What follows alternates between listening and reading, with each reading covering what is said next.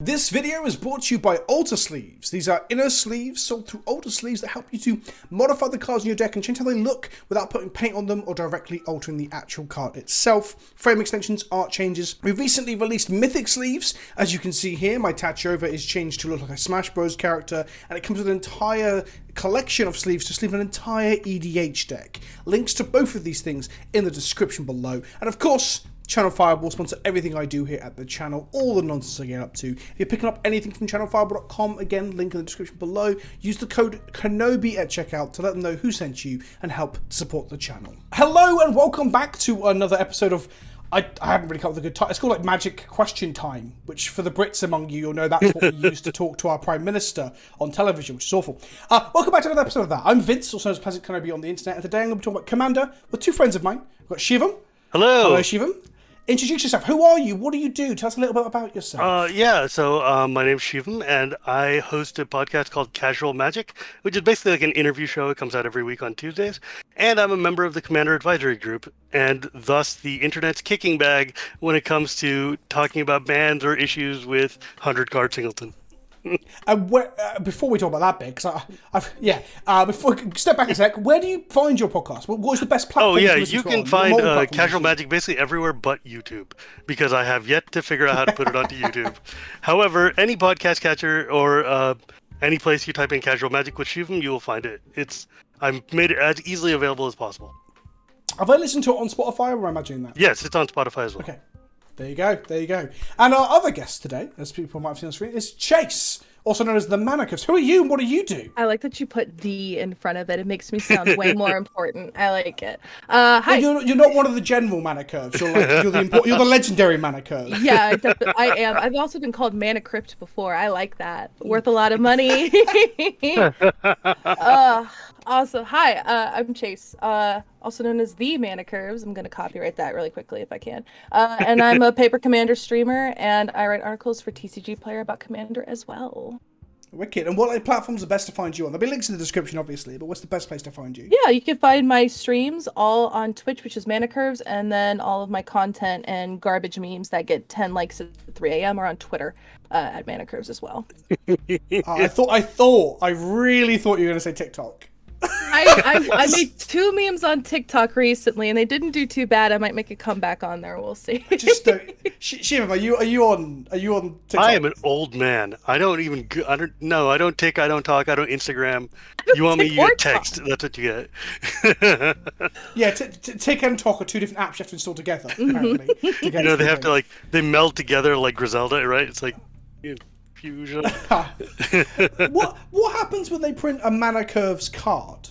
Because if we've got Mana Crypt, we've got Mana Vault, and obviously ManaCurve is a thing in Magic. It's only a matter of time till they make that joke either silver bordered or perhaps black bordered. What happens then? Do you get the spoiler? I hope so. If not, I'll be very sad, but I'll take it because it's free advertisement. Every time a ManaCurve is mentioned somewhere, I'm like, yeah, plug it away.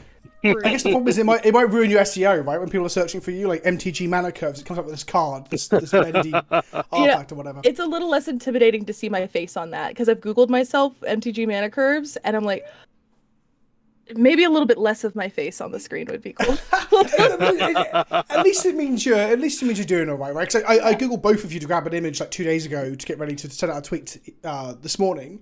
And I was like, oh, both of you, it populates quite strongly with your faces and your stuff. So that's good. If you Google yourself, you just don't come up once. You're like, I guess I'm not doing too well yet. So it's not a problem. It's a good thing, right? I mean, I've been on the internet for 20-something years now. At this point, my face is well and good.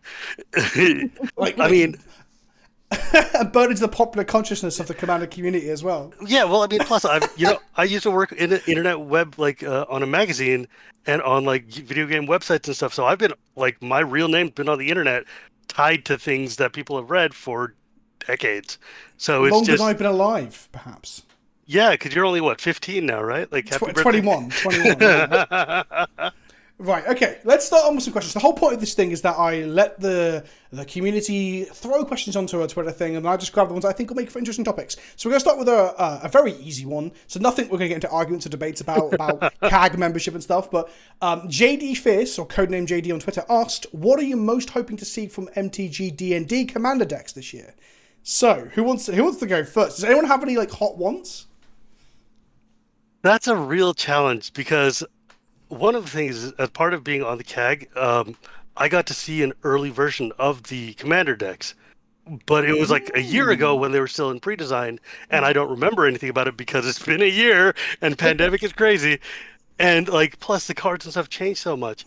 But I think what I would want to see out of D&D based Commander decks is more character driven, more kind of like I want it to be less mechanics driven. I want it to be more based on like the idea of a party or like picking famous characters from like Forgotten Realms and being able to build around their story and kind of be able to play through like be able to tell like a D&D kind of module adventure or a story through your deck. I think that would be really, really cool to see. You've already preempted what I was going to say. I was going to let Chase talk first, but Chase, you have to wait a second because you preempted what I was going to say. Because I was just like, yeah, I'm not looking forward to, like, I don't know, like Metalcraft or some specific weird thing. Although I would like to see more dungeon stuff, but that's the whole...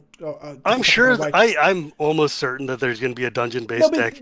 There has to be. That, like, yeah, there won't be more dungeons. I think people asking for more dungeons are being a bit over eager. I would rather they were careful with that than like give us. Morrow has said that options. There's only the 3. And that's the best way to do it. Like, people don't like to agree with Marrow and to claim that they don't know what they're doing, but I think this is safe design and they're doing the right thing. But yeah, I'm with you on characters. I want to see, like, for example, I'm a big fan of, like, Baldur's Gate 2, the original, like, CRPG, and the first Baldur's Gate. I want to see, like, Saravok as the commander, or, like, John Arenik as the villains from those games. Yeah. I want to see them. I don't care about mechanics. That's why I was so upset yesterday. Not so upset, that's not right. When the Tarask came out, and I was like, oh, that's a disappointment. So yeah, I want to see characters and what they envision them as. Yeah, Chase, exactly. what about you?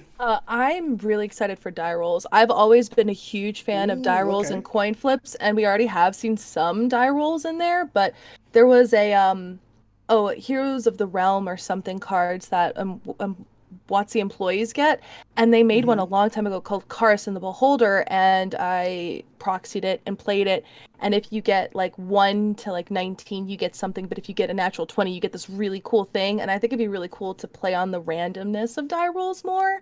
It just is really weird and fun. I don't know, it makes me really excited. Oh, the treasure chest card. Oh, that's so good. Like, I can't believe some people are like moaning about the addition of this stuff. Like, it's so cool. It looks so much fun. I mean, look, I get it. If you're like, you know, fancy trying to play pro tour level like drafts and stuff, rolling a dice seems like just too much randomness for you. I get that. But for me, like, I loved Unstable. And I loved the dice rolling that was in Unstable. Krark's Other Thumb lets you roll 2 dice instead of 1. Or the Sword of D&D where you roll it, and if you get a crit, you get a gold dragon token. I love that. For a while, yeah. I think it's going to be a blast. I think it's going to be a complete blast. And if you want my non-CAG opinion, I think this is going to be a really great time to integrate cool cards from Unstable into your EDH decks. Like, unofficially, I think it'd be super fun. Some of these things. Like, I still wish that all the silver border stuff was legal. I hate so do I. Like, the songs that involve singing and taking your jeans off and stuff, I'm not into. But everything for the last 2 were from Unstable and was it Unstable the box set or the set? Unstable was the set, and Unsanctioned. Yeah. Those 2. Like, I think, the rest of it. I think you could fairly get away with the dice rolling stuff and with the the fusion stuff. The host and whatever augment. Those cards, I think you could totally, they're like super easy to put into a Magic game and get away with. The ones where it's like, you know, do the hokey pokey or high five 16 people. Yeah, so let's that stuff was in the first 2. The first 2, especially the first one, had stupid stuff like the question elemental where you can't speak with questions, you have to speak with propositions or whatever. The first 2 felt there's like the shoe tree. I hate all that stuff. It felt like, you know, April Fool's jokes that somebody decided to print.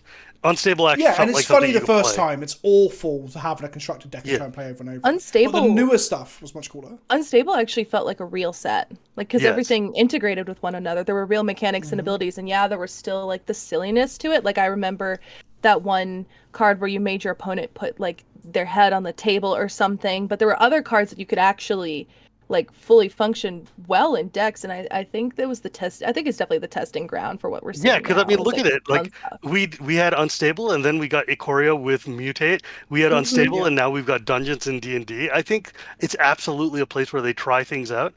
But I think you're right, Vince. The 3 dungeons really does feel like the right number. It would be cool to get more, but it's really complicated already. Yeah. Let's give it a try and see what it works right. Yeah, let's go into this quickly then. That's not all of the questions. It is bugging me that the community at large, both EDH and like competitive format players, are like, oh, they keep breaking everything. Everything's broken. Companion was broken. This was broken. That was broken. And then Dungeons comes out where they're like, you know what, we're doing this thing as it's parasitic, but I don't think that's necessarily a bad thing. And they're being really contained with it. And they're like, oh, it's not enough. I want 16 different options when I play my creature. Like, what? What? What are you doing? Shut up! Like, stop it! So it's almost like they cannot win. They cannot win with their designs. They cannot. They break things or they take it cautiously. Hell, Dungeons might be the sweet spot. There could still be some playable dungeon cards for like older constructor formats and stuff. I love it. I think it's wicked. I don't know how it's gonna work in like 100 card, but in limited, it looks super fun. Yeah. It looks super fun. There's the one white paladin for 3 mana that ETB ventures, right? Yeah, that's legendary. I'm very tempted to play a white flicker deck where my plan is just to try and like. Ooh, I like that. That sounds fun. No access to blue hurts a little bit, but yeah, flickering it just to venture further and further all the time. And then, yeah, the land today that was spoiled, we'll put it on screen now, the one that allows you to tap a legendary to venture, very much a commander targeted card. Not that great. But ETB venturing, on hit venturing, attack venturing, yeah, I think it's playable. I think it's a lot of fun. I love it. I love this new mechanic so much. Yeah. Right, Craig of Canada asks, what changes... Oh, this is a beautiful... Yeah, I love this one, because this is one we can argue over. What changes do you think Commander could benefit from most? Or do you think it's perfect the way it is? With the disclaimer that I don't want to lose my job. So, Chase, you go first, because I went first last time. You go first. So much to say. Yeah. So I like Commander because it's one of the most shapeless is a word that I'm going to use formats ever. It's always going to change. The meta's always going to be different. You never know what you're going to get. Even 2 decks that are built the exact same way are definitely not going to function the same way. And that's why I like it. I don't think Commander is a perfect format because I always think that there are going to be formats that need tweaks and changes along the road. Like, for instance, I sure like some uncards in Commander. That's a Willikers, that's a sure talked about thing on the internet. But I think it'd be really fun to just maybe add some more uncards in that and really lean into that. That's one of my favorite things, is the ability to change your gameplay experience based on the conversations you have with others and those interactions. And so I don't think Commander is perfect.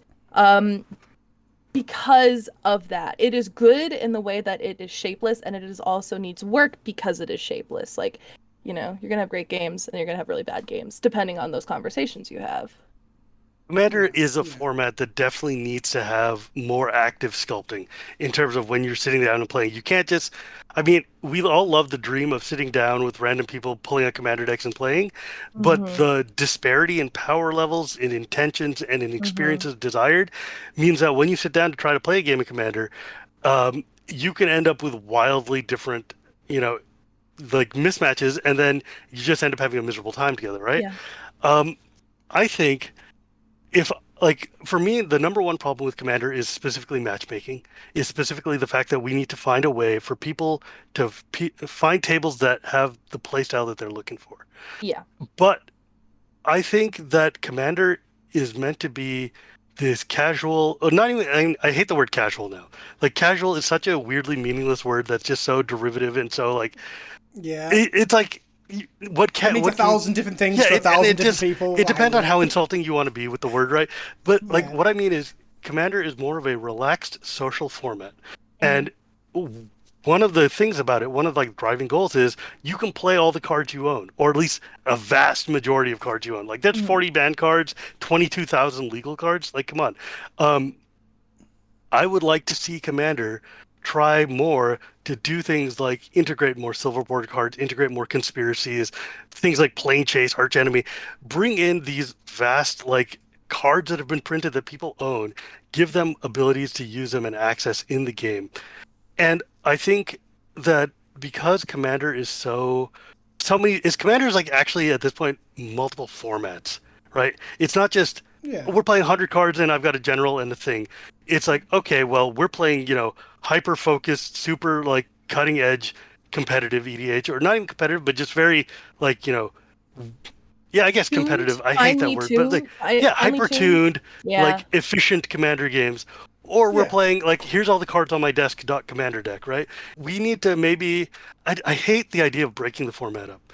I don't want to break the format up because I don't want to maintain 2 different formats. I also think it's unrealistic as well. It's ridiculous. I think, like CDH would struggle to exist without it being attached to the... because... To the mother, as it were, via the umbilical cord that is. was a weird Because moment. well, no, but the thing is that you're right though. Your point is correct. Is that Yeah, yeah. if you were trying to split up like super casual and CDH and middle of the road EDH and modern EDH, the problem is you end up with multiple lists you have to maintain, multiple Yeah. people and things you have to focus on and find ways to like keep a meta going. But Mhm. more than that, a commander player thinks they're a commander player.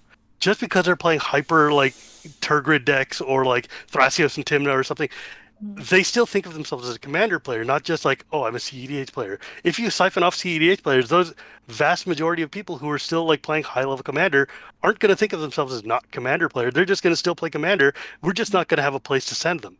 Like, I love your first point, by the way, 'cause I hadn't even thought about that, because I was too busy thinking about the ins and outs of the format and like silver border and hybrid and stuff. But when you mentioned about matchmaking, that probably is the place that we could most improve things. Yes. I mean, realistically, there might not even be a way to actually do it, but it's the place that we, in an ideal scenario, right? I think your point about it being multiple formats, though, we kind of already are there, unfortunately. I mean, if we like officially did it, it'd be awful and it'd cause problems. But like you said about maintaining different lists and stuff. And also to reiterate this to people who comments are like, what are you on about? Think of it this way, like modern, standard, legacy. No one rocks up to a game store and goes, do you want to play some casual modern? Because that's not really a thing. You can play your modern legal deck, but you're playing like a whole different thought process, right? Yeah. And Commander is like that. But I also think people do maintain different lists, right? So I have decks that are very untuned and they're like Precons with like 20 cards changed, and I have decks that are like borderline CDH level, and I maintain those decks because I want to be able to play with different people. Because if I just rocked up all the time with those high end ones, it's not good, and vice versa. Exactly, So I think the format exactly. already kind of is like that, and it's kind of one of its benefits in a way, because that's probably why it's the most popular, becoming. You know, we don't kitchen table, as wizards keep telling us. They keep gaslighting us with this, like, no, there's another format. Honestly, no, it's Commander, right? And that's the reason why Commander is so big, is because it's so many things to so many people. Just the way that we have the concept of power levels right now is also probably one of the most confusing ways that kind of impacts that. I've never understood power levels. I have consumed Every deck is a so 7. much. But literally, I've sat down and go, well, this deck is about a 7 because they finally tuned it, but there's some jank, but it's also like really good. It's just the concept of power levels has always really confused me, even after consuming a lot of content about it too. I feel like it's nonsensical. I've been saying this since the beginning. I've been saying it since when it officially got adopted for like command zones. I was like, this is just. I was saying to CFP people, I was like, this is just stupid. No one's gonna. At least it's everyone's a 7, because much like when you rate a video game, book, or movie on a sliding scale, numerical scale of subjectivity, different. If you're on this side of the 7, it looks like a 6. If you're on this side of the 7, it looks like an 8. Like, it just doesn't make any sense. Yeah. But what better option do we have? I guess is the next question, right? I feel like asking people when you sit down to play, what kind of game do you want to have to play? I feel like that has helped me better in my streams than anything else. What kind of responses did you get to that? I'm always fearful that it's such an open-ended question that it might give people a bit of like paralysis on like what to say and stuff. Yeah, so I typically say I like to have, a relaxed game where we're not trying to race to the finish line. I want us to be able to do what our deck does, but in a way that allows everybody else to have fun as well and also show off what their deck does. And if you have the win in your hand, you have the win in your hand. But, stalling everybody, for instance, might not be the best way to move if you're going early game. It's just, what do you want the game to look like for me? And I'm like, I just want to be able to like, maybe flicker and make a bunch of tokens, or, I want to try and like see what I can do with my commander. This is a play test or something like that. And I've gotten some pretty good responses with that. Other times I've had some sort of responses where they go, oh, I'm just playing this, and then there's like a secret commander, and then it's a bad time, and then I get sad. I've been quite vocal about how I don't think EDH is like D&D in the sense that it's not this collaborative experience towards an end storytelling goal, and someone has to win, there's always going to be a feel bad. However, the more, and I still believe that, but I think it is similar to D&D and tabletop role-playing in many ways, where you have to have initial conversations, session 0. Sometimes it's misconstrued to be the rule 0 conversation, it's kind of the same. So you do session 0. But the problem we have with EDH, I guess, is that, like, especially when Command Fest were happening, I was picking up games like 7 or 8 a day. And even with a D&D group, sometimes you'll have your session 0 and you'll play like, a month's worth of sessions, 4 weeks, and then you're like, maybe this group isn't for me, maybe we don't want the same things, maybe we don't know who's doing what. But Commander asks us to have that conversation immediately unless we have a regular play group, I guess. So it is difficult. So but again, in that regard, I think there's a couple of things here. One is that Olivia has brought up very famously the notion that rule 0 is for game 2. Because game 1, you can't really have this sort of establishment of what you're looking for out of a game. It's hard to like sit there and say like, oh, I want X power level, Y power level. You play that first game and then you're like, hey, maybe can you not play Turgrid? Or can we talk about how you're doing this? And once you get into game 2, game 3, subsequent games, it's easier to sculpt your idea of what you want out of Commander. But when you're playing, the problem is that's for trusted group. That's for people you play with. Yeah. And so when you're playing against like, people at the store or at events or anywhere, your friends' friends or something, the idea of trying to figure out how to sculpt, like, I think power levels and I think based on the cards in your deck is like just a complete like miss. It's a waste of your time to try to figure out. There's thousands and thousands of Magic cards, figuring out how they all work together. And not knowing the pilot, just a raw pile of cards is going to be impossible to decide what this actually means, what the power level is. If you took one of my crappiest decks and gave it to Reed Duke, he would be able to win with it, right? Like if you took a hyper-tuned deck and gave it to a new player, they would just get, washed out. But I think there's this notion of a pre-game chat that on the Commander RC Discord, one of our mods, Tyrion, has come up with this template that I want to read to you, which is this kind of idea of a basic notion of a pregame chat, which is one, I am playing this commander. And then you would be like, it is a broad strategy deck, which is this deck is a mill deck. This deck is meant to like make tokens or something. It tends to do the thing it wants to do around roughly the turn X, It's built with these sorts of restrictions or other sort of like thematic elements in mind. I'm not really a fan of playing against Y. That kind of it's hard to do because it's hard to know when your deck goes off. Like, I don't think a lot of people understand what that means. Like, oh, my deck goes off on turn 7. No, that's harder to do. But the general idea of like, my plan is I want to make a whole bunch of tokens and attack you with them. I mean, a lot of people feel that I don't want to give away too much information. I don't want to tell you my game plan. But if you want to have an experience where, like, if your idea of fun is, I'm going to be playing a lot of removal and counter spells, and I'm going to destroy your stuff and stop you, and my enjoyment is watching you figure out the puzzle of breaking through my lock. And if you're like, no, but my joy is building this big machine out and watching you build your big machine out, and then we clash against each other and see whose combo goes off first. Player A and player B are going to have a miserable time together. Because player B is going to be like, why aren't you reacting? Why aren't you interacting? Player A is going to be like, why do you keep breaking my stuff? Right? It's the only part of that I struggle with a little bit, and it might just because we need a cultural shift over time, is this whole, like, I don't like to play against Y. Because... Yeah, I mean, that's like, it's a really kind of touchy. You don't want to immediately be like, I mean... The notion is to think like, look, I'm not really interested in playing against stacks today. My decks aren't good against that, so this is not going to be fun for either of us. As opposed to, if you're a mill player, you're a complete just douche nozzle, and I don't want to talk to you. Don't do that. Right? There's two others to that. So one is like, someone rocks up and they built this new deck, and then people are like, I don't want to play against Y, and Y happens to be your new deck. I'm like, well, I guess I'm not getting a session there. You got to like feel bad there, which I don't like. But I also think collaboratively as a community, we should try and grow or expand our abilities to play against things. And I think what we're doing collectively is like, X, Y, and Z are unfun, therefore no one should play them, and I shouldn't have a game plan for X, Y, and Z.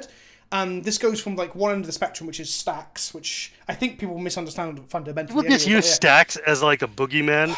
Like, Rest in Peace, I believe, is a stacks card, but you play a rip and you're like, oh my god, they're stacks. And then on the other side of that scale is like people's decks that like pop off out of the graveyard, like a Muldrotha or something. And I don't want to play against that because I don't want to put the rip in my deck as the weird other end of that.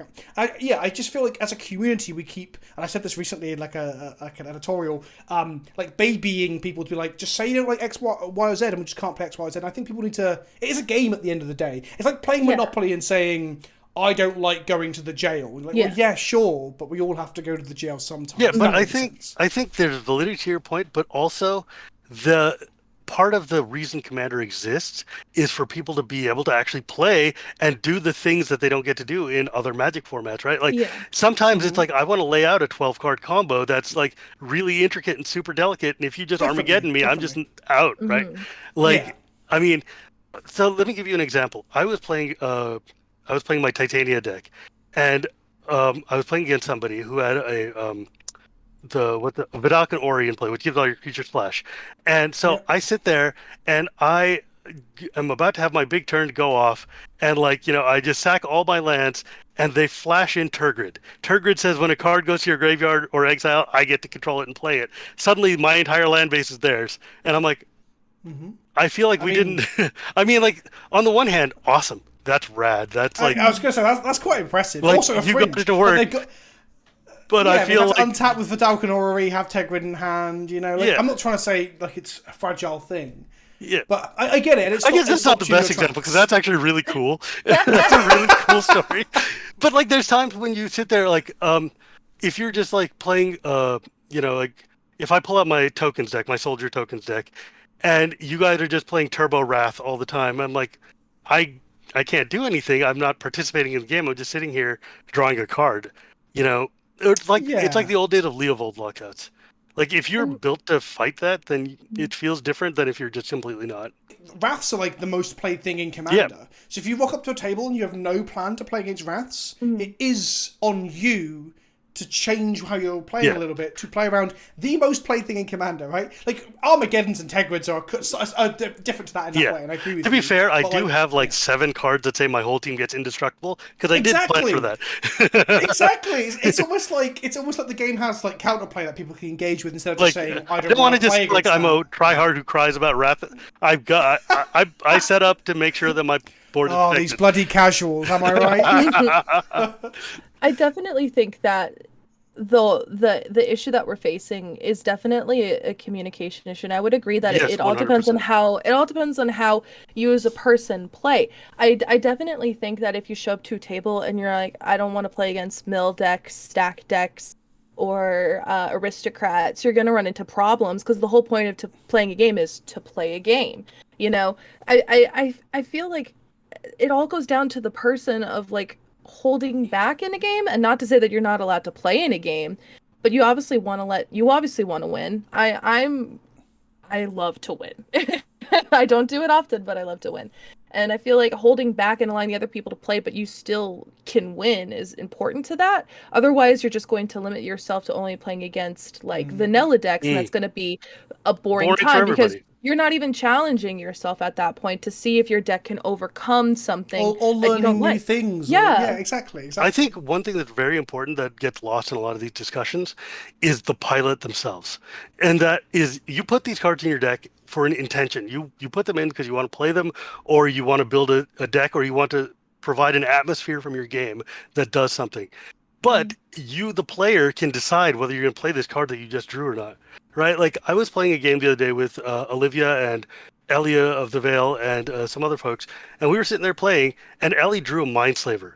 And she could tell that the deck and the table that we were at was not really a Mindslaver table. It was like we were all building these super complicated Johnny machines, drawing a billion cards, but it wasn't really conducive like the kind of gameplay that you get out of a Slaver lock. So she was just like, guys, I'm telling you, I have Mindslaver. I'm just not going to play it, but I'm just letting you know so that we're all on the same page. And it was just like, all right, rad. And then you all ganged up and killed her. Olivia chain killed us with like her Brea combo, but it was just more like Right, it was just like, I appreciate that she took it into consideration. She looked at the table, read the room and was like, hey, you know what? Maybe this isn't the table for this card. I'm just going to hang on to it. I thought that was a really brilliant way to modulate. You can stumble into those situations for sure. I'm a big fan of like, this is if you have multiple decks, right? It's the idea of putting limitations on yourself in deck building more so than in playing, because then otherwise you get a situation where you're just drawing cards that you just can't cast, and then you're not doing anything. Well, that's... So, but that does happen, right? Like when you rock up and you misconstrue the initial conversation. At least. Yeah, no, I think what you did was actually sorry because MTG Lee brought up this exact point, which is build like a Johnny, play like a Spike, which is build your deck, put all your intention into your deck building so that you're not putting cards that are going to create a situation that you don't want to have in your game. Yeah. Like, I mean, I personally, I don't like to see it when my opponents feel bad, or like, I mean, this is a me thing, not an everybody thing. I want everybody to leave the table feeling happy and that they enjoyed the time they spent. So I don't put the cards that are going to, like, I don't want you to win, but I'm not going to put cards that are going to make it miserable when you lose. Yeah. So it's just, so. I mean, I'll play it to win, but like, with the intention of I'm just not going to give myself these options so that I don't run into situations where I have to awkwardly sit there. Yeah, yeah, exactly. And I mean, I'll admit I'm gonna bring up the cursed word here. I play Hull Breacher. I do. And I have Hull Breacher in my Locust God deck. And don't shake your head at me, Shivam. All right, I play Hull Breacher, and I feel like playing certain cards when you know you have a win is better than if you play them early on and then you're just kind of sitting there. Like, I've I've Hull Breacher wheeled before, and I won in that same turn, but I knew that I could win in that turn, so I Hull Didn't this Breacher happen on an wheeled. episode of VDH and Chill where you were like, before we start recording, like, I'm playing Hull Breacher. I'm like, yeah, sure. Yeah. And then you Hull Breacher wheel. I'm like, oh, you're playing Hull Breacher and you're playing wheels. It's a 'Cause Locust God deck. Sure. But I thought perhaps if you just said you're only playing Hull Breacher, you just meant I'm playing this one, yeah. I'm playing 99 Hull Breachers and a Locust God. Good luck. That is the 99 Hull Breachers, one wheel. one wheel. Okay, a hard pivot from discussions of power level and stuff like that. Nick Padawan of Grogu, Grumpy Hatchling on Twitter, has asked, too many treatments. It's getting a bit etch-a-sketch. The etched cards you pointed out the other day, but also the sketch treatment cards. Maybe just me, but I really dislike the sketch cards. Sure, if I was a collector, maybe, but in place of completed art, no thanks. Not much of a question, but there's a question, like, implied, right? How do you all feel about, like, the 1,000 frame treatments? Is it good? Is it bad? Where are you at on this? Oh. Chase, Okay. why don't you start? Why don't you start? I think we were cutting you off last time. I feel the same. I could just look in Shivam's eyes, and I know that we're probably connecting on the same level right now. Is there? You both look very dissatisfied. There's some bits of it that I love, and then some bits of it that I quite do not like. So old borders, love it. I love the old borders. It gives me nostalgia for a time when I was either not alive or wasn't playing, and I love it and I respect it. I was thinking in my head, like, oh, I want to ask, like, did you play with old borders originally? But then just simply asking the question is loaded with, like, lots of condescension. Ace is younger than my basic lands. You're too young, like, did your boyfriend show you old borders? That sort of condescension is, like, loaded into it, right? Oh yeah. But love the old borders. The etched foiling. I don't quite like the Modern Horizons 2 etched foiling was a little bit not my favorite. You're being too nice. It's fucking awful. Thank you. I hate Okay, it. I don't like it. I'm so sorry. Thank you. I don't like I'm it. sorry to whoever designed it or implemented etched foiling, but it was whatever the foiling process is. I don't fucking understand, but it looks awful on the old frames, and it really bugs me. It does, and I don't like it. And yeah, it's really cool to drop prices of cards, which I'm all about because I like to get my grubby little hands on things that are very expensive. But I just don't like the etched foiling on those, and the etched foiling treatment, even on the newer bordered stuff too. I'm not the biggest fan of. I actually was going to purchase the Secret Lair, like the Mox signets, and I was like, oh, foil, I love it, and it's old border, and then someone said, oh, it's etched, and I went, all right, well, I just saved myself $30 because now I'm going to buy the regulars. But that said, if it's etched, it could mean anything. Right, yeah, like that's the problem. Etched doesn't have meaning. It's just etched. Every goddamn time they do it is totally different. Yeah. I think the foiling process each time has been the same, maybe, but I'm not sure on that either. But then yeah, they put it on different treatments each time. So, and I just hate it. So what it basically is that it's a different texture of foil. Like when they put it on, you can tell like next to a normal foil versus an etched foil, the normal one's kind of flat, the other one's kind of got this bumpy look to it, right? It's like a matte foil. Sort of, I mean, I'm not going to try to use technical definitions. Bumpy is good enough for me. But like, I loved the way etched foils looked in Commander Legends. I'm one of the few people who actually really enjoyed the super minuscule way etched foiling looked on the cards in Strixhaven. I wish they hadn't called them both etched foils. I wish they'd called it like foil touched or something, or gilded, or like hint of foil. Like for a company that is so foiled. LaCroix foil. LaCroix foil. Yeah. But they're so succinct about their ruling, and they're so good at getting their rules spot on for being like in other games. I play a lot of Warhammer now. The rules can be confusing as shit, and people argue rules as intended versus rules as written. Magic, there's none of it. They're so precise about their rulings, and then they're just like everything's called mythic, everything's called etched. Fuck knows what any of that means. How can they get it so wrong on one side but so right on the other? So I have a thing about this. So here's my problem. One is I love the way the sketch cards looked. I think the sketch cards looked awesome. I like the way the old borders look. I mean, I'm a classic old border player. That's my jam, right? Etched foils in this set, I'm I'm indifferent to. I don't care one way or the other. My problem is this: pick one. Pick one and stick with it. I don't want to know. I don't want to have a spreadsheet to figure out what card is in what booster pack. I don't want to have a spreadsheet to know what. Like, if I'm just going to my store and say, "Yo, I want to pick up a Lannis," and they're like, "Here's the 16 Lannis choices you have," and it's like normal foil, etched foil, old border foil, sketch foil, sketch etched foil, Japanese sketch it. Shut the hell up and give me the card. Just stop, please. Like. They went and went from oh hey, here's Eldraine. We've got the Storybook frames. They look amazing. We're done. One off frame treatment that's cool. Do you agree with this, Chase? I am loving what the hell is going on? Zendikar had that cool poster effect. That was cool. But now it's counterpoint. No, counterpoint. Okay, you don't need to know all the foilings. You just need to know which one you like. But I shouldn't open a pack of cards and have Uno cards and bicycle poker cards. Hang on. But why not? Why don't you want your Uno cards and bicycle cards? Because Secret Lair is here now, and the metal cards don't look like magic cards. Dude, you know that Pandora's box is open. So we're not in that world anymore. And also, variety is good to allow people to customize and express themselves through open, non-linear formats like Commander, right? So dude, I opened a set booster box, and when you open a set booster box, and you're like, okay, normal card, sketch foil, foily, hand, and it's just they don't look like. I mean, you've opened a mystery booster where it's just a random hodgepodge of garbage that comes out. That's cool. I love Chaos Draft. I don't want my standard set booster to be a Chaos Draft.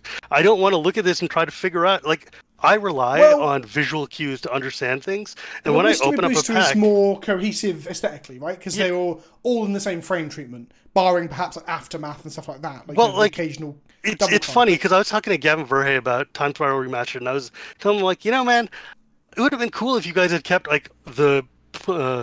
all the different frame treatments of Time Spiral Remastered, so future sight cards in their future sight frames, and planar chaos cards in the weird alt frame. And he was like, yeah, but would you really want to open a pack and look at and see 12 different frames? And then the next set is Strixhaven and Modern Horizons, where we open up and it's 12 different frames. And I tweeted him, you were right, Gavin, you were absolutely right. But you said, wouldn't it be cool? No, I think it is wouldn't cool. It be cool? No, I was I thought it would be a neat idea, and now I've been proven wrong. I was about to say, I thought it was really funny the way Shivam said, you got to get a spreadsheet, because when I opened my Modern Horizons 2 collector booster box, I actually used a spreadsheet to track my rares and mythics, and I honestly was getting a little confused, because in my mind, we call them sketch cards or old border treatment, but then there's showcase, borderless, sketch. Oh, I forgot borderless card in here too. Why not? There's another thing to add to it. I love it though. I love it just because I love magic art. That's my favorite thing about magic is I love the art. I love collecting it. Even if the foils curl, I still end up buying, the really pretty. That looks visibly. Oh yeah. No, look at that. Beautiful. Nice way to get my salsa, but I love it. I think it's really beautiful, and I love the sketch treatments. I love that with the sketch treatments, some of the cards had the prompts on them that said mood or feeling. Yeah, the art. I thought the sketch cards were amazing. Loved it. I love the idea of it, but I mean, I got a sketch grist. That card is gorgeous in sketch. Yes, looks like Resident Evil. I bought that. And my favorite detail is that the rarity symbols on the sketch cards have a broad slash of color. Yeah. It's so pretty. I love it. I got a foil sketch Kitchen Imp, which is a garbage common, but it's gorgeous. It's stunningly beautiful.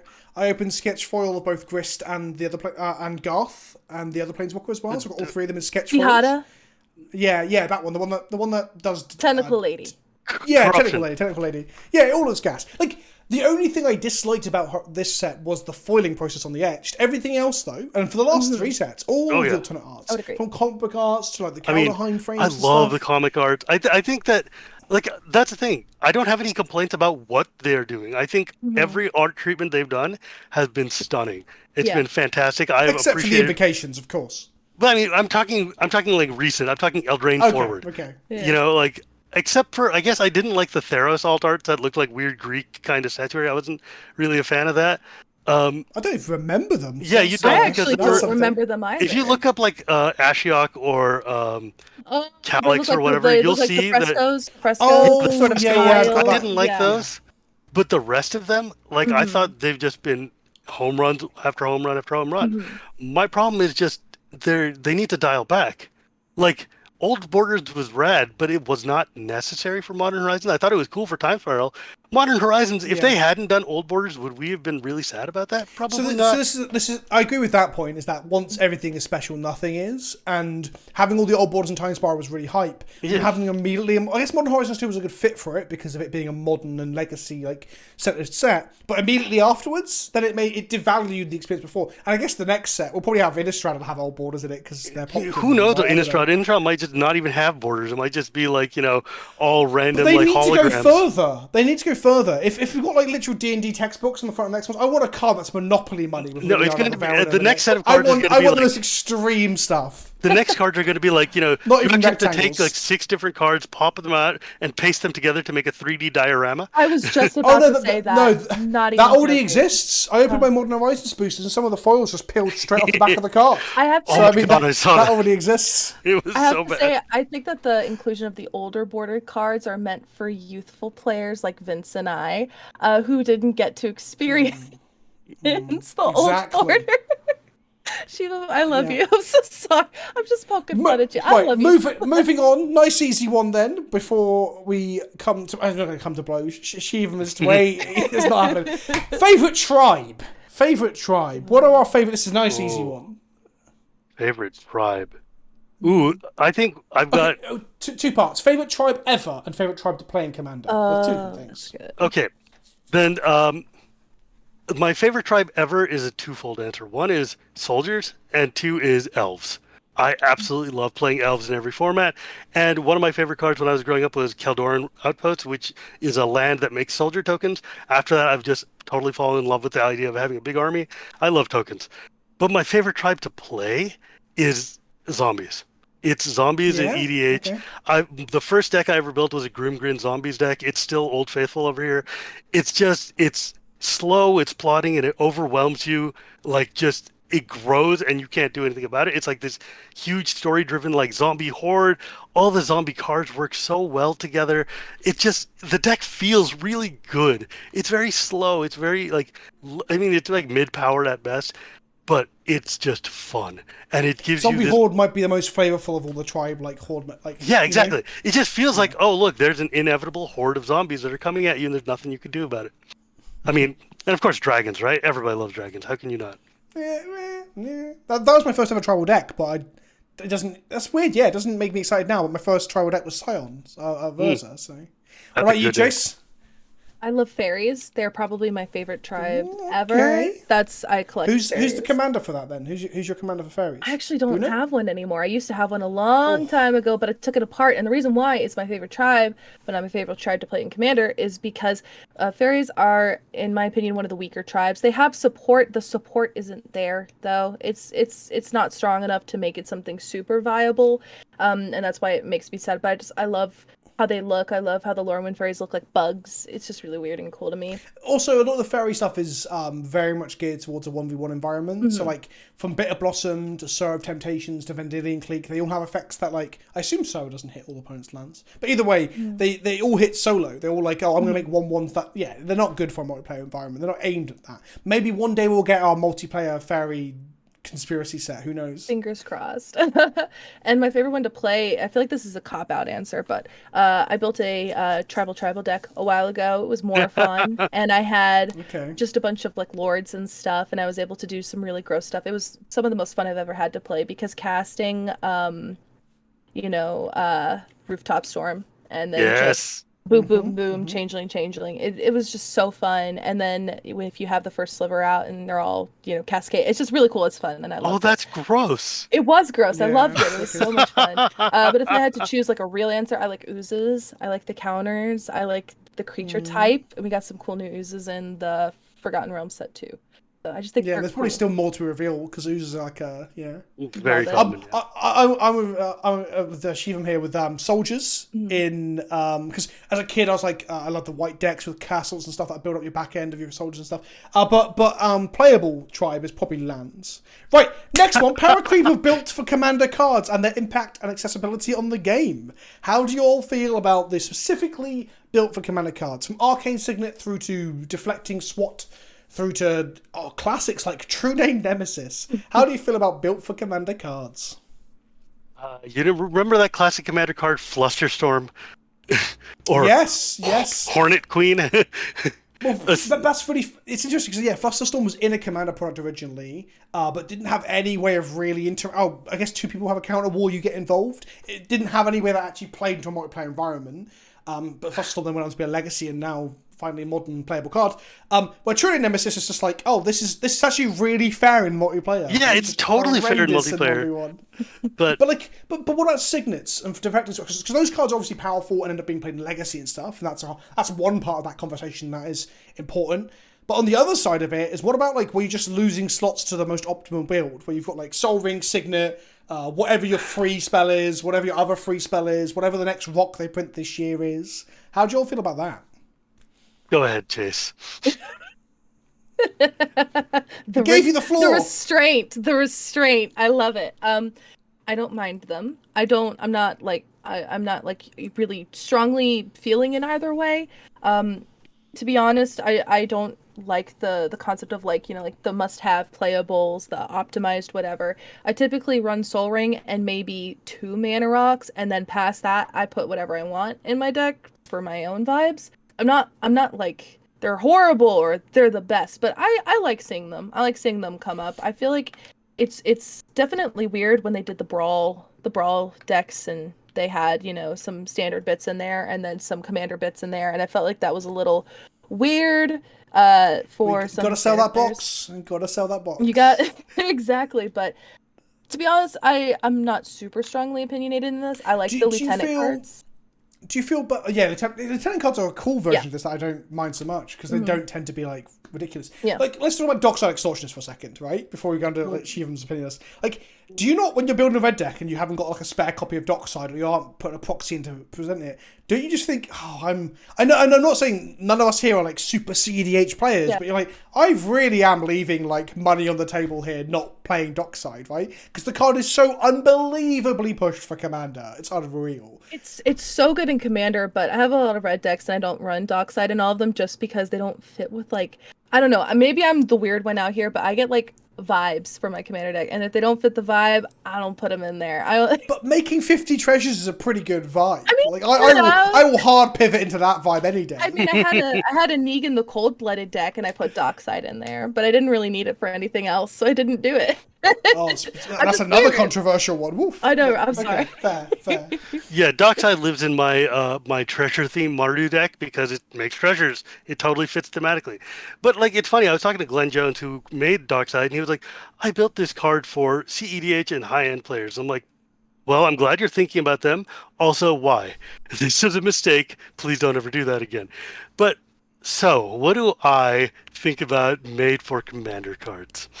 I loved old Commander, where the joy of it was digging through boxes, trying to piece together cards, trying to find ways to fill holes for things in your Commander that you couldn't cover. Like, I need to find something that'll do this effect. There's no good card, so I have to use these 2 kind of medium cards to try to find a way to piece it together. That puzzle was really interesting to me, and I loved the idea of, I found this old Mercadian Masks card that does the exact thing I need. Now that they're designing specifically for Commander, they're looking at like, what do people need? I guess they need 2 mana rocks. Here's a 2 mana rock. It's like, because the problem, because like the other half though, is I want Commander to be accessible and open to everybody.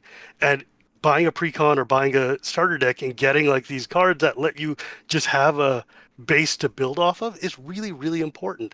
It matters a lot that somebody can sit there and just say like, okay, well, I picked up this $20 Precon, I got Signet, I got Soul Ring, I got like, Rampant Growth, whatever the basic things I need. So now I at least have a tool chest from which I can start building my own decks. Yeah, definitely. And I think that's a really important key there. But I think the problem we're having is that these cards are being over-designed too efficiently by people who don't play the format. Which is to say that if you're a bunch of spikes who are game designers and you're used to building sets for standard, for modern, and your boss comes and said, okay, I need you to make some commander cards. And they're like, all right, well, let me look at see what commander needs. It looks like people are missing, like 2 drops, 3 drops, something. Let me just put down this, Dockside. Let me make this like Arcane Signet. Let me make these other specific for commander cards that fill in we've seen that with need. Legends as well. Like, Yeah, like all these specific legends. And the dragon. Right, the Corval, dragon Tulane, Golos. Right, like why we need don't 5 Golos, colors. Omnath? Why don't they all just do 15 things? It's like Right, and it's just like, okay, well, the point is that I have to work for it. Like, if you give me all the tools, then it's not as much fun for me because now half my deck is prescribed. I mean, like, I want the barrier to entry below, but I also want WotC to be more considerate about what they're making because 100%. I think that there are cards that, like, there are cards that are awesome. Do you remember? You're a modern player. What is that slime that can eat things out of people's graveyard and get +1/+1 counters on it? Scavenger Goose. Yeah, Scavenger Goose. Scavenger Goose was a made for commander card. I think it's a fantastic commander card. That's cards like that and Flusterstorm were the first ones that made their way into Legacy out of commander products. That and also Hornet Queen did too, out of that same set. Yeah, and not I don't think it's a huge amount of legacy play, but yeah, but it was in standard, modern, whatever. Yeah. But like those cards were like, I think Scavenger Goose, for instance, was fantastic. I think some of the early legends that they made for Commander were really great. Like they gave you things to do, they gave you interesting directions to work in. Zedru, Mimeoplasm and stuff. Mimeoplasm were. I'm with you because Command Tower it's so important to have Command Tower, right? Yeah. I think Magic's at its best when it allows the players, it gives them agency to discover and learn and build and fix the problems and solve the puzzle. What I don't like in Magic in general, whether it be Commander or a limited set, or when they put combos straight into standard in the same set and stuff, is that it's just too, not easy, I'm not saying like people need to get good, but it's that if the toys are given to you, here's the 6 pieces you need to do Y, it's not, that's just a toolkit that you're given to play. Suddenly it's like you lose a discovery. Right? There's no emergent space being found by players, and that's one of the most exciting things about Magic. I love it when a card comes out that is terrible, like Lion's Eye Diamond, and then fast forward as cards come out and people understand and learn things, it becomes broken. Like that's exciting Magic to me, and that's how I think Magic is at its best. Is when players have that ability. Would you say that the most recent Precons kind of break that mold a little bit? Yes. The ones from Strixhaven, because I was thoroughly in love with the Precons from Strixhaven. I felt like they were really balanced, not overly powered. There were some good cards in there that could make the deck function beautifully, but it wasn't like, okay, this deck is now going to be worth $130 because it has this one really good printed piece in there. Well, that's the problem with printing your Dockside Extortionists, your Scavenging Oozes, your Flusterstorms, or even your reprints, because if you put, I always say I'll make the mana bases better, but if you stuck a fetch land in one of the Precons, it would sell out. So yeah, I think they have to be clever with not pushing the power level of one deck. So as we've seen in the past, the one with Dockside now is like the one that everyone digs for at Target or Walmart or Amazon. The Edgar Markov one, free spells from Ikoria. Yeah, Teferi's Protection, the free spells, but like if you look at the almost like they should reprint these cards more regularly in multiple slots in multiple products. You would think, but that's a different phone call. But like when you look at, for instance, the Strixhaven decks, thank you for bringing that up, Chase. They did one thing really that I liked a lot, and it's an example card, Cursed Mirror, which is the 2 and a red artifact that taps for a red, and when it enters the battlefield, you can have it become a clone of any creature on the battlefield until the end of turn with haste. That is, in my opinion, a fantastic design for Commander card because A, it does something super unique. It's a 3 mana rock and not a 2 mana rock, so it's not super efficient. It's colored, so it's limited into what decks it can go into, but it's cool. And it gives you an idea, and you're like, I want to do something. I want to explore. I want to make something with this. And I think that's what like good Commander cards should be. Cards that make you want to take this and say like, yo, can I, like, where can I go from here? Yeah. Because the problem is, and this is a problem that a lot of people don't think about, is when you put a card into Commander, it is very, very difficult to take it out.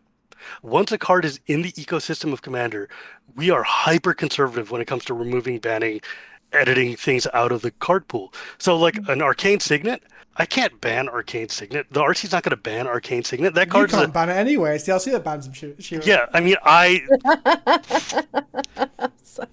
the RC is not going to ban it because of the fact that it's just a mono rock. Like, what justification do you have to sit there and say like, oh, this 2 mono rock is too good, we're going to take it out of the game? No, that's there is a thought there's experiment here where they release a 0 mana Soul Ring tomorrow, or they release they a Soul did, Ring didn't they? that The is Soul Talisman.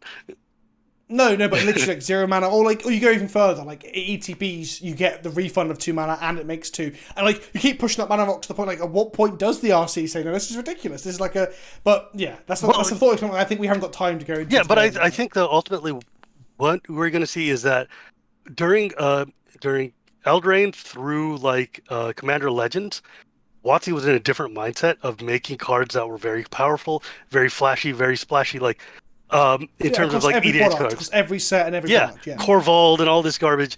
And I think what they've realized is that enough people have come to them and said, like, yo, I love Corvold. It is ruining games. Or Chulane is ruining games. Golos is ruining games. And I think they finally started to tone down.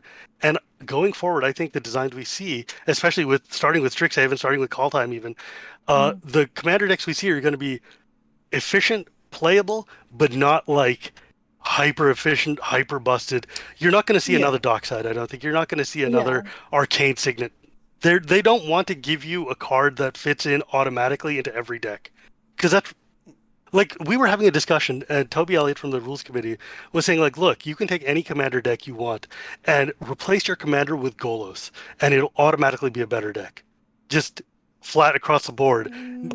Unless your deck does something very specific around the commander, by and large, you can just slot in Golos instead of whatever dude you've got at the front. Oh yeah, Golos is a very good because it's gross. It's hyper efficient.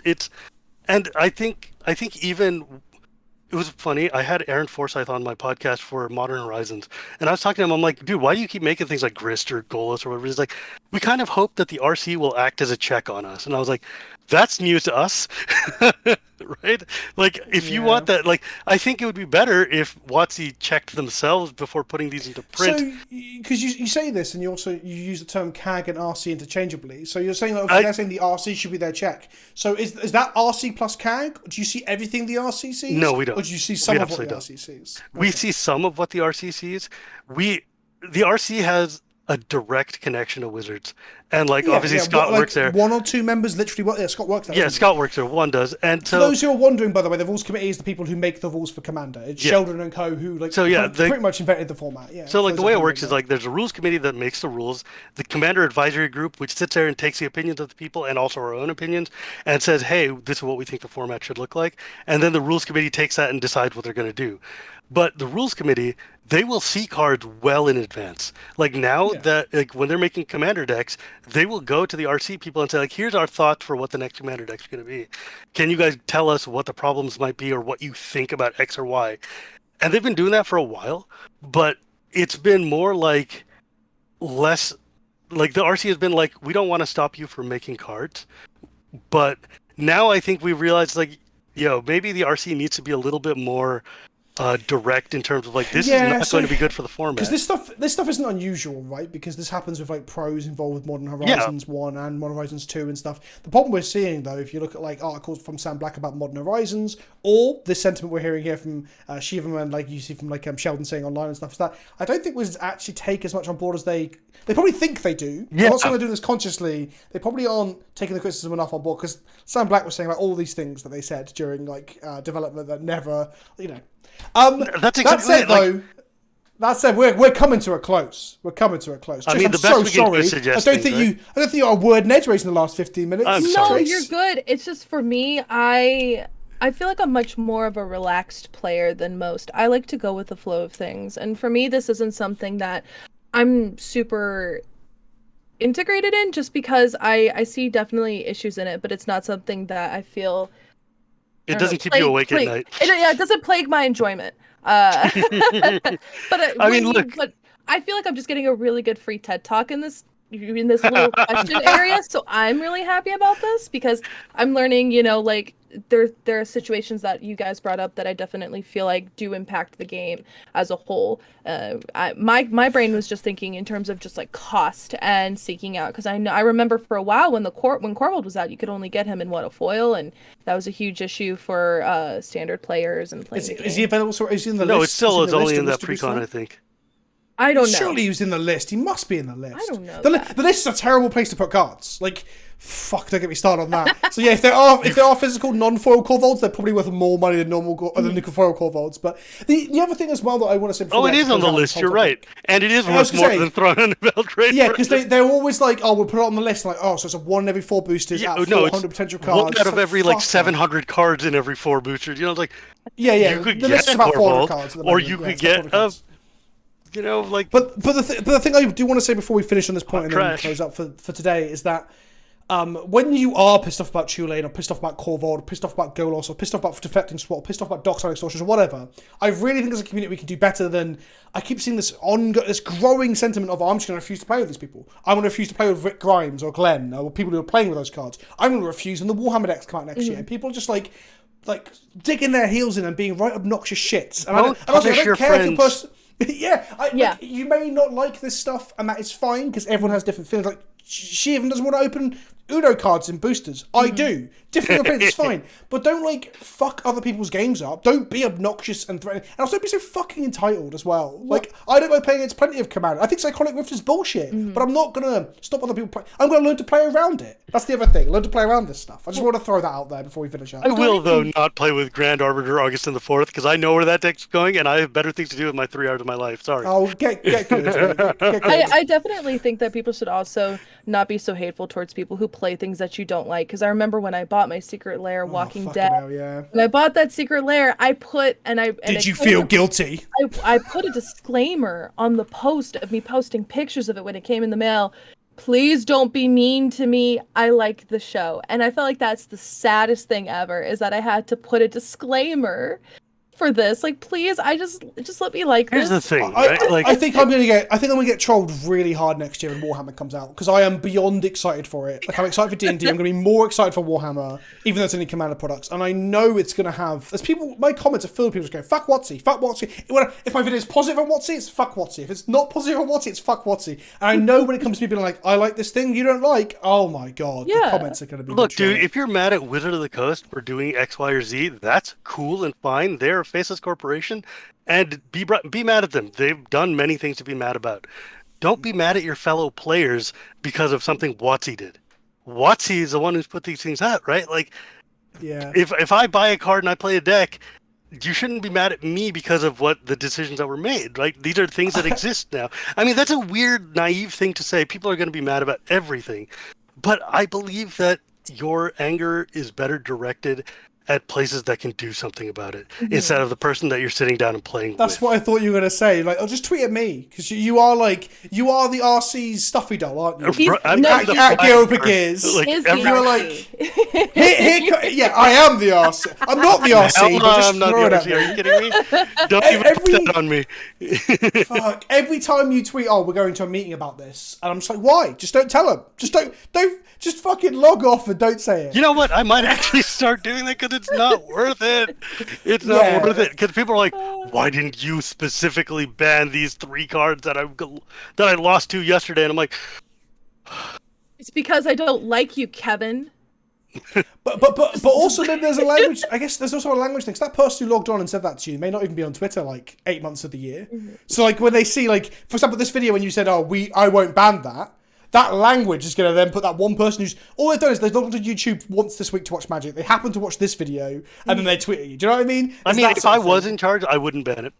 But, like, that's a point. Like, I need to work on my language. You're right. I mean that in the nicest possible way. I DM you sometimes, don't I? I'm like, are you okay? Because it just seems so rough. It seems so rough. You know, that's Twitter. I love it. I love dealing with the community. I love this role a lot. Sometimes it's a little pinata-y is all I'm saying. Like, you know what? You can put the clubs down and don't just start. It's sometimes like it's weird. Sheldon will write an article, and then I will wake up and my Twitter DMs will just be like, boom. And I'm like, yo, I didn't even read the article yet, and you've already thrown me in a sack and are just beating me with a club. We just need to treat people with kindness, the people who Like, come dedicate on, their man. free time to like Yeah. making sure the game is healthy, because we could definitely like not have an RC and then just suffer.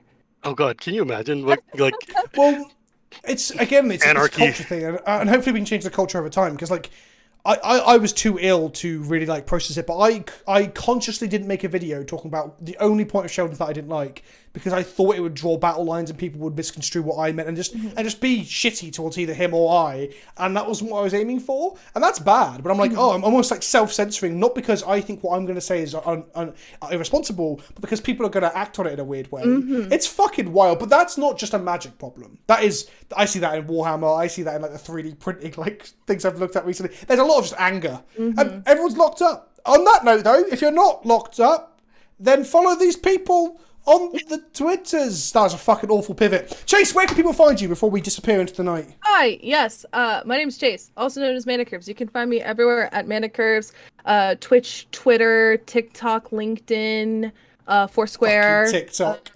Foursquare? Napster. On LinkedIn, like, these are my 5 top tips here's for my success. Orkut. Yeah. Are you treating those copy pastas about I employed somebody today because they showed up late but they had heart? Those sort of things on LinkedIn, yeah? Is that you? Girl boss. LinkedIn. Girl boss all the way. Chase the ManaCurves, girl boss, yeah. My other favourite girl boss, where can we find you, my friend? You can find me on Twitter at Gears. I'm there basically all day, every day, forever. You can find me also on Casual Magic, my podcast. It shows up on Spotify and everywhere you can get podcasts. It comes out every Tuesday. And I also hang out in the Commander RC's Discord.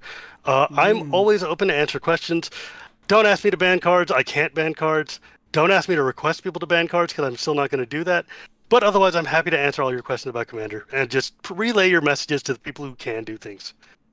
Wicked. There are links in the description below, so if you're lazy and don't want to type, you can click the links. If you like this video and you want to see more of these, please hit the like button. Don't forget to subscribe. Smash the fucking bell as well. And if you want, you can ask me in the comments to ban something, and I will try my hardest. With no position of authority whatsoever, I will try to will it into existence. It worked for Paradox Engine. I asked it to be banned on the Friday, got banned on the Monday.